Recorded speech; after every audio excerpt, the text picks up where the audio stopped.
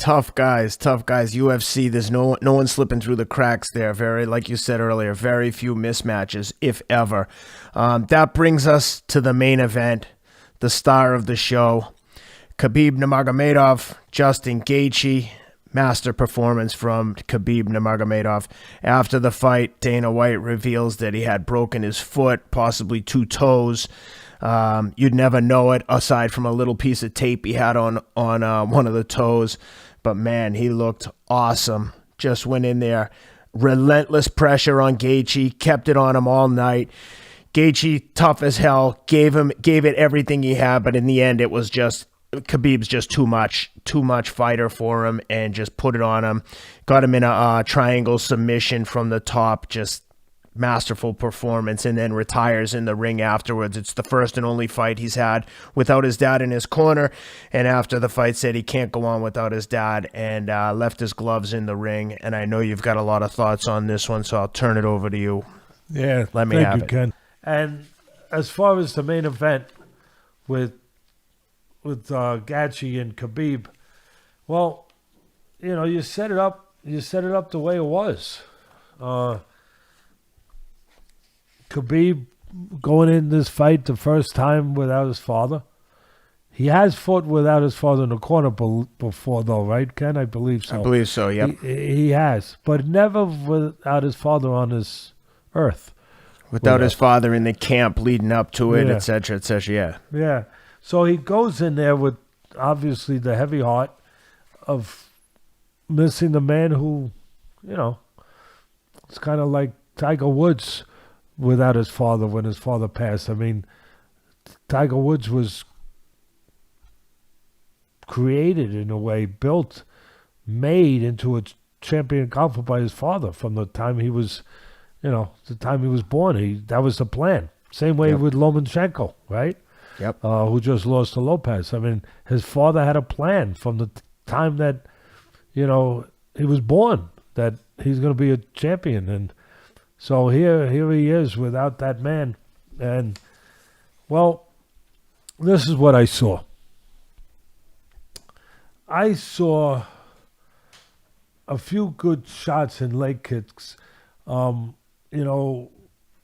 Gaethje, where early on, he landed some good leg shots, kicks, but the punches, even though he landed like a left hook, I believe, if my memory is right, he landed a couple solid shots on the chin of Khabib, who's pressing the action, of course.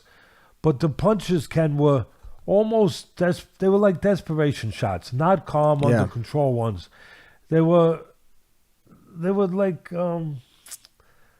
They were out of trying to survive and kind of like hold the guy off. There was a certain frenziness. I think that's fair, right? Almost like Hail Mary punches. Yeah, that's a good way of putting it. Like the clock is ticking down in a football game, and you got to throw a Hail Mary pass into the end zone down the field as far as you can throw, and you just hope.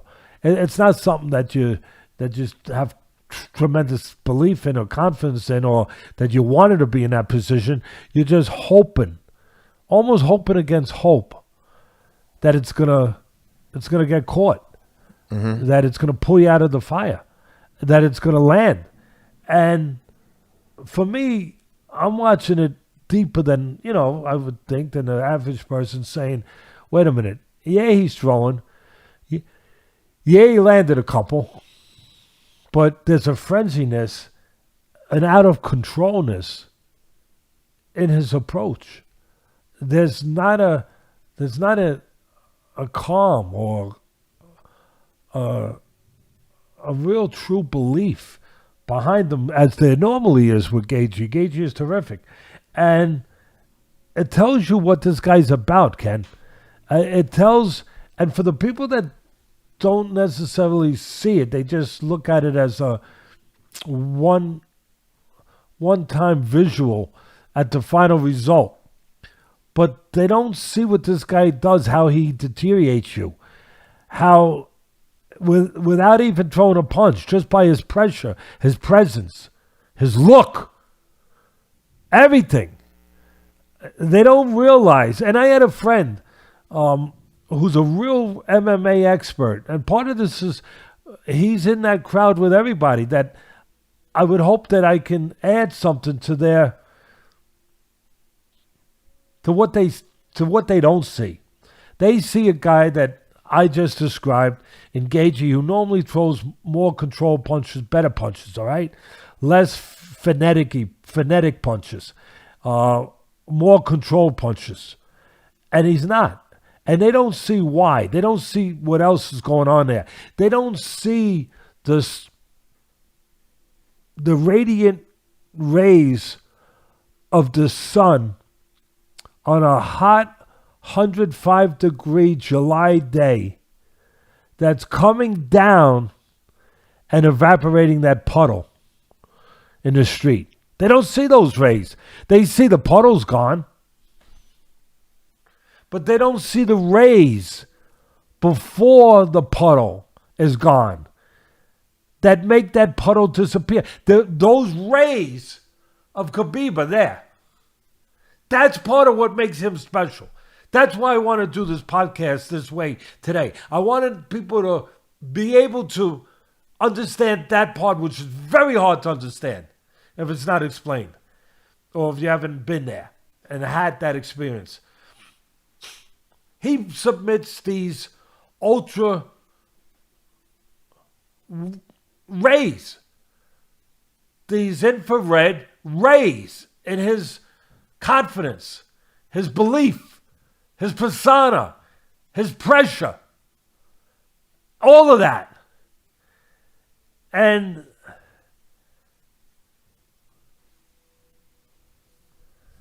when you believe that you're going to have the effect that you're used to having, you throw the punches in a certain way.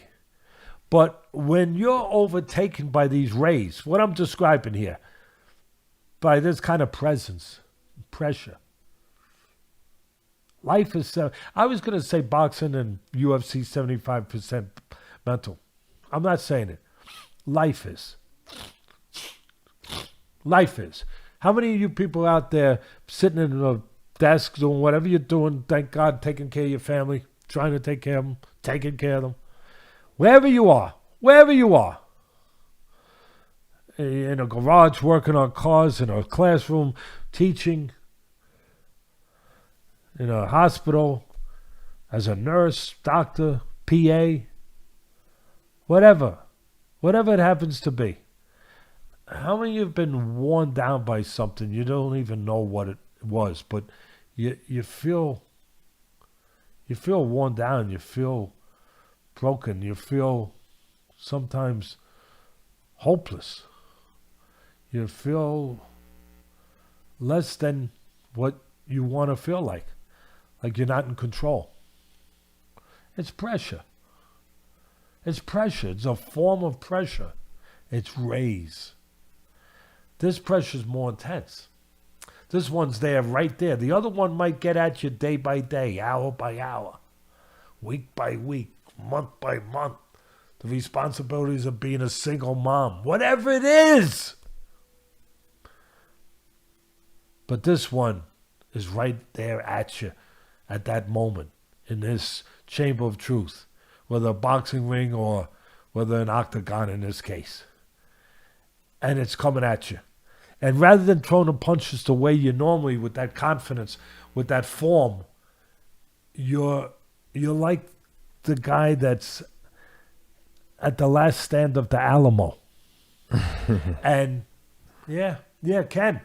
And normally, you're shooting with a design to your shooting, where like here he is, boom, boom, pop, pop, pop. There's a purpose. That there's a belief that you're going to get to the guys that you got to get to. But at the Alamo, there's another 5,000 of those guys coming in the door. I could just say it's over. Now, nobody says it's over. Nobody consciously said, but you behave like you're at the Alamo. Because there's another freaking 2,000, 3,000, 4,000 guys coming. You're out of control. That control that you normally have, that mindset of control that you normally live within, is gone. Gone. Hopeless. Now, I just finished saying in the podcast, we never give up hope. I say it again. I stand by that. It's true. But there's some people that make you feel like you don't have hope. Now, you have to cooperate to a certain degree. I'll give you that. But these guys are special. Lomachenko at his best, when he was making all those guys quit. What do you think he was doing? These guys didn't go in there wanting to quit. They never quit in their life before. On that night, he was like I said before, like the Kung Fu guy. And he goes into your chest cavity and he pulls your heart out. Yep. Without that, you have no hope. He takes away. Lomachenko would make you feel like you couldn't hit him, you couldn't control him, like he was in control, like you had no hope. And you were an empty vessel. You just fell. I mean, that's what he did. I mean, Muhammad Ali did it to George Foreman. In Zaire, Foreman is one of the greatest human beings, fighters, champions, successful people I've ever met in my life. But most of it from what he did after that. Oh, he learned from that. But on that night in Zaire, Ali made him feel like there was no hope. Yeah. He made him feel like he wasn't in control. Like Ali was in control. No. You're in control till you say you're not in control. And that's what happened. That's what he does. That's what Khabib does in a way that I'm trying to explain it. And like I said, there's a friend of mine, Anthony. He's a great MMA fan and expert. I mean, he knows all of it. Mm-hmm. And he sent me a text after the fight saying how disappointed he was in Gagey, the way he threw his punches. There was slap. No, you're not seeing what created that. The greatness, the phenomena, the specialness. And he's a smart guy, Anthony. He's my friend. But I'm sure there's a lot of him that is seeing it the same way. Gee, why did he throw like this? Why did he throw like that? Why was he tired so fast? Well, because when you're in there with that unstoppable force, yeah, that's what I'm going to name it. He makes himself an unstoppable, immovable object. When you're in there with that, and that comes across to the other guy, you start, I'm not going to say panic. I'm not going to use that word. That's more for the civilians that don't have the training that Gagey and these guys have. But you run too fast. You start running too fast to try to keep this immovable force off of you. This unstoppable force off of you. You start burning up, Ken. You're combusting too much energy, too much fuel. You don't mean to, but it's what happens. And you're running too fast. You're working too hard.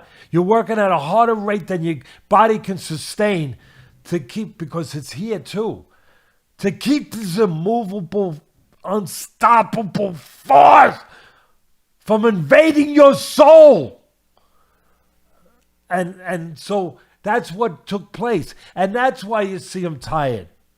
That's why you turn around on a 105-degree July day and you say, where'd the puddle go?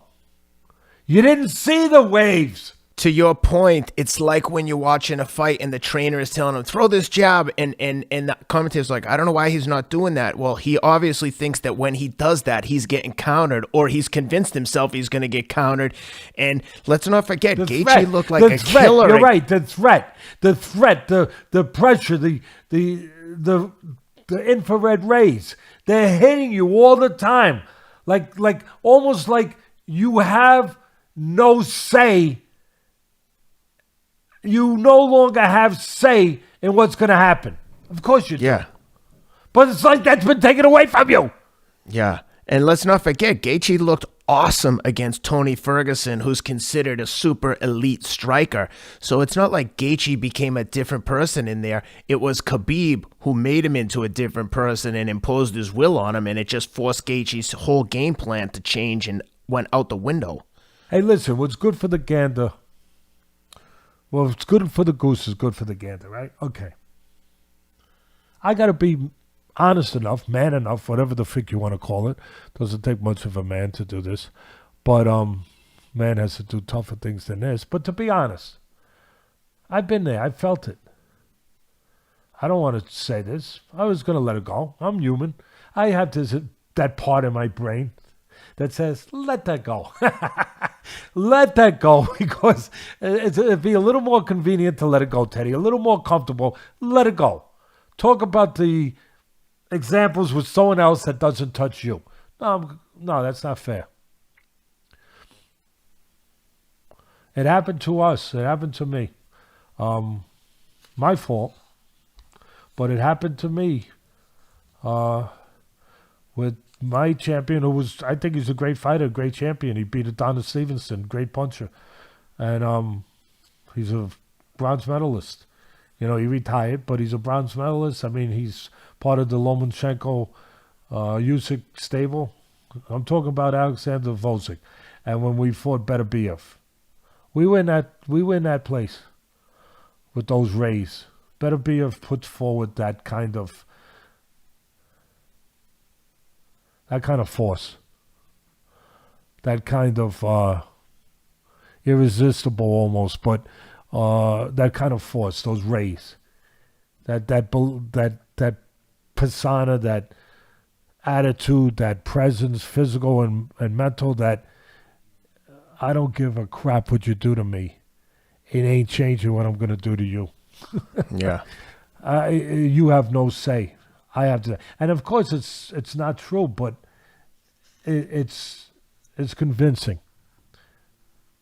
It's debilitating. And we felt it. My fighter fought Alexander, he fought his heart out. And he fought a tremendous fight. And he was winning going into the 10th round on all scorecards. But that force, I'd be lying if I didn't say that we didn't feel it. And I didn't even, I was aware of it. So I know what I'm talking about. I felt it. I've been susceptible to it. And I recognize it. And I'm putting it out there for the fans out there to hope that it helps everybody in their own places in the world to be aware of such things. And at the end of the day, you still can control it, but you have to be, you got to have that asbestos suit on to keep those rays, you know. And that's the development on your own. And my fighter, I think, had it, but it still got to us because I don't think I quite did enough on that night to deal with it or to be aware of truly, as much as I have no excuse because I am aware, but of truly how debilitating it is. And so I know what the frick I'm talking about. And whether I want to or not. And I just want to say that I think Gaethje is tremendous. I think he's going to probably be a world champion. I think Poirier is going to be a world champion. Again, I think they're tremendous, true people of the merit of what they put themselves forward to be. Truly, truly warriors. Truly honest about what they face. Both of them. And truly people that give respect and appreciation and understanding to the difference of being in there with a guy that is just going to be tough all night, but a guy who has reached the level I'm talking about, where he projects everything that is power within this vocation. True power. Power of the mind, power of the belief, power of the spirit, power of the body. And like I said, until you're in it, until you feel that heat, it's kind of like you think that you felt the heat of a stove until you felt the heat of a furnace. You know what I mean, Ken? Yeah, of course. We took Alex. You were with me in camp. We took him to cryotherapy, and where it would be 150 degrees below zero. Put him in a chamber to revitalize him after a workout, right? And then we found another place that had a temperature of 190 below. Wow. We thought we were feeling something at 150, 140, 160, and then you go to 190 or 200 below. Mm-hmm. It's different. It's all cold. It's all cold, baby. It's all cold, brother. Brothers out there, sisters, it's all cold. But this stuff is stunningly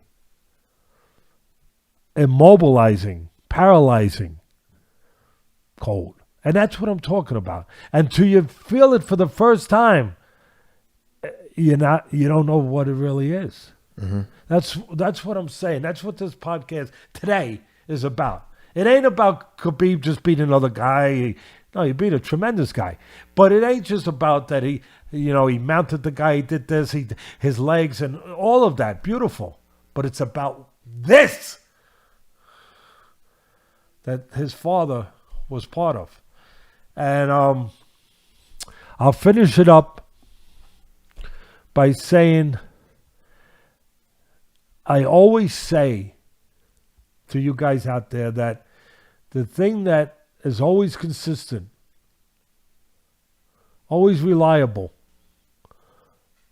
always there, paralleled with my sport, whether it's UFC, any form of fighting, any form of overcoming, any form of dealing with fear, any form of resistance, of challenge to your being, to your existence, any of that kind of threat,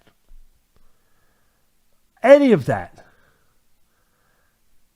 it, there's always going to be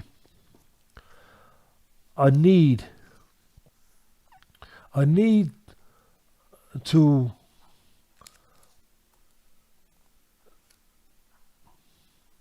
overcome that, to be able to deal with that. But there's also going to be a component, a part of that is a special intelligence. How many times have you heard me say it, Ken, that when you're in this business, the mental part's the most important. And what these guys don't get enough credit for, that I always see and try to remind people of the parallels, the top guys are smart. It separates them. Yeah, they're tough. It's a prerequisite to this business, to the fighting business. It's a prerequisite to life. I hate to remind... News memo! You want to make it out there? Yeah, you go to school. Yeah, you get good marks. Yeah, but you better be tough. Somewhere along the line, you better be tough too. You better be able to take a punch in the nose, whether it's literally or figuratively. But you better be able to say, no, I'm not going away. I'm not going away. Yep. But all of these guys consistently that separate from just the tough guys are the ones that are smart too, under that kind of extreme environment, to be smart, to be able to think. And I always applaud them for that. That in my business, it's the guys like Salvador Sanchez who beat the great Indian Red Lopez years ago in the 80s, 70s. Well, I love Danny Red Lopez, Little Red Lopez. Loved him. Great puncher, tough, undefeated. He fought Salvador Sanchez. Sanchez destroyed him. They were both tough, but Sanchez was smarter. So it made him tougher. And you see the same things here. It's not just the physical strength and the quickness, and the toughness, but the ability to be smart separates them. Khabib, smart, brilliant, genius, knows his technique. At the end, how does he finish? His quickness. Whoop! He gets on him, he mounts him, and next thing you know, he makes a move. He's got his legs wrapped around him, like you said at the beginning, like a python around his neck. Technique, smart, the right move at the right time, calmness, the whole package. Smart, so smart. Oh, he's just a tough, he's an animal. No. No, please. Don't even let that come out of your mouth, not understanding what he really is. He's so much more. And the special ones are. And so he's got that asbestos suit that he wears that is able to hold off what he puts out, that if someone pushes it back to him, he can ward it off. He can repel it. He's got that development. And he's got the ability to put those rays, those ultraviolet, infrared, whatever you want to call them, they burn you up. They debilitate you. They evaporate you. And at the end, like I said, he was like he was like a cheetah. You ever watch those wildlife shows where the cheetah gets the prey, whatever the prey is, chases it down, with its great speed, gets up on it, mounts it, but what does it do? It's instinctual and smart enough to go right to the jugular. It doesn't waste time biting around the ears. I know this is tough. I hope nobody's getting ready to have lunch, anything like that, or have children. They say, Teddy, we can't watch this with our children when you're on. Oh, my God.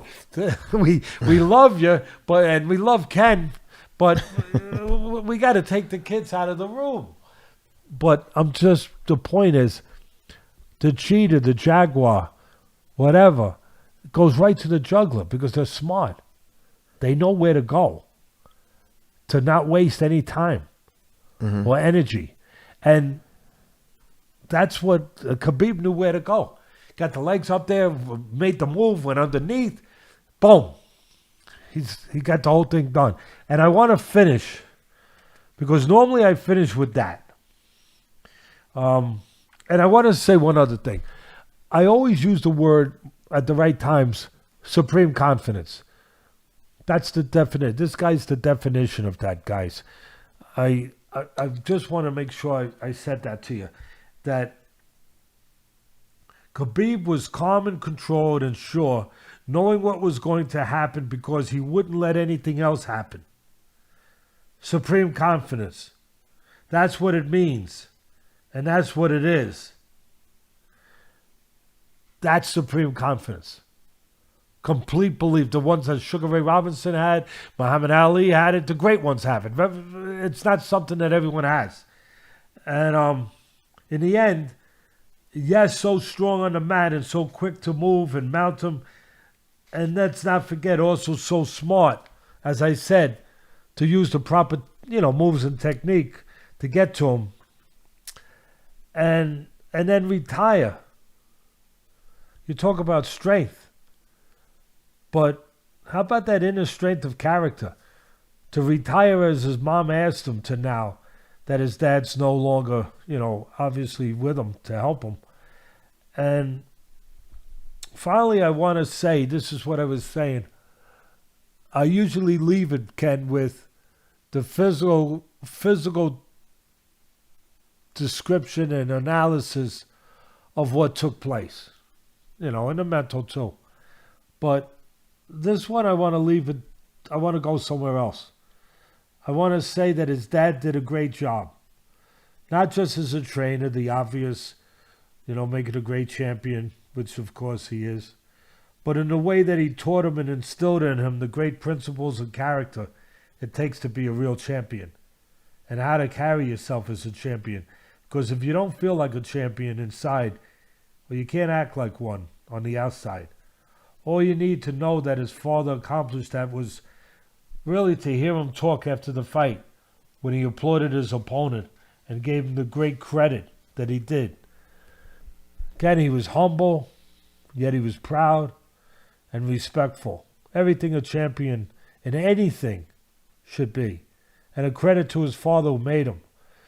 We should have more fathers and sons and people like him.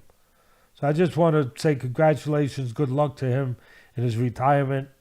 And his sons, I don't know if he has children, Ken, but if he's blessed enough and he wants to have children, his sons and whatever children he will have or has,